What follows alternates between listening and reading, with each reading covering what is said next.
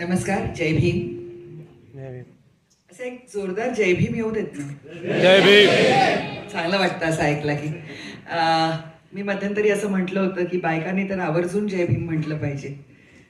तर त्यावरती खूप ट्रोल झाले मी आणि काही लोकांनी खाली लिहिलं आम्ही जय परशुराम म्हणू. तर म्हटलं म्हणा, काही हरकत नाही. माझी कशाला हरकत असायची, माझ्या बापाने सगळ्यांना स्वातंत्र्य दिलंय.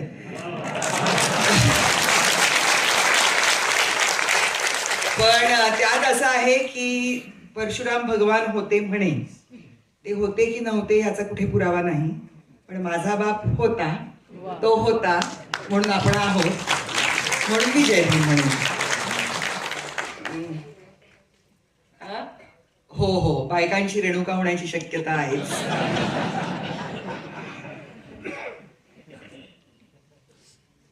अंधाराने सूर्य पाहिला तेव्हा, अंधाराने सूर्य पाहिला तेव्हा शब्द हुंकारले. नरकाच्या कोंडवाड्यात किती दिवस राहायचं आम्ही, श्वास घुसमटत.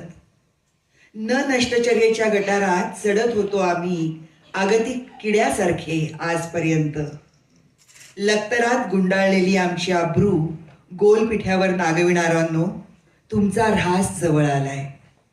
मुक्त छंदाच्या संजीवनीने आम्ही जिवंत झालो आहोत, तुमच्या पापाचे छिनाल घट फोडण्यासाठी. शब्द म्हणाले, अंधाराने सूर्य पाहिला, अंधाराने सूर्य पाहिला.